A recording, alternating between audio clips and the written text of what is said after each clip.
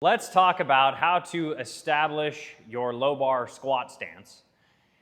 Our stance is what facilitates us squatting in accordance with the model of the starting strength low bar squat, which is the way that we can squat to lift the most weight because we are using the most muscle mass over the longest effective range of motion. And when we lift the most weight, we stress ourselves, we require ourselves to adapt, and thus we get stronger. So our squat stance dictates our depth, and here is how you are going to want to set up. When you first do this, you are going to want to align your heels, so the inside of your heels, about shoulder width apart, with your toes turned out at about 30 degrees. Now, this can change and vary person to person. For the most part, this is the standard rule of thumb that works for just about everybody. Again, inside of the heels, shoulder width apart with the toes pointed out. That is your stance. A key component to this is midfoot balance. So, again, that is where our combined center of mass of you and the eventual bar that is going to be on your back is going to be centered. Not only do we need the right stance, we need to have our weight distributed over the middle of the foot. So if you're unsure of where that position is, what you're going to want to do is feel the weight heavy through the arch of your foot. It's distributed between your heel and the ball of your foot. A big mistake people think is the ball of the foot being the midfoot, in which case your weight is going to be too far forward. Also, conventional wisdom has talked about being in your heels when you're squatting. Sit into your heels when you're squatting, and that's incorrect also. So mid-foot.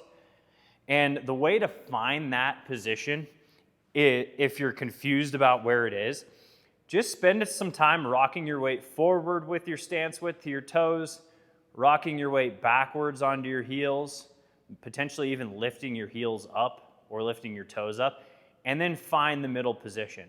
One of my favorite ways to do it, though, is to actually favor the heels ever so slightly and then clamp the balls and your toes down into the ground. And when you do that, go from a slight heel shift to a clamp down, you'll see how my weight balanced right over the middle of the foot.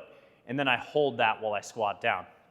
Now, the next component to this is the reason we have our toes out is so our femurs get out of the way of our pelvis to get down into the depth that we want, okay? If your toes are in, it's harder for you to squat down to depth. If they're out too far, then some muscles are going to be stretched too far, and that's also going to hinder depth. So that's why we have come to the 30 degrees. The big key here is when you're squatting down from this stance, your knees need to track directly over your toes in order for you to get down into depth. So what you're going to do when you're learning this position is put your hands together like you're praying, and then you'll squat down, maintaining that midfoot balance. Notice how my knees went directly out over my toes, and you can put your elbows inside your knees and shove them out. So again, now this has allowed my hips to get down into the depth that I want. My knees are out in line with my toes, and I'm balanced over the middle of the foot, and then I can drive up. So to see that from the side view, I take my shoulder width stance with my toes out, I find the midfoot balance. Take my stance, put my hands together, squat down into that bottom position, shove my knees out to ensure I'm stretched into the right spot, and then I can hip drive up out of the hole into depth. So if you're struggling with finding your squat stance, know that you need to be shoulder width apart, the heels need to be shoulder width apart, the toes turned out at about 30 degrees, and you can do this in a mirror or maybe even mark it, whatever you need to do.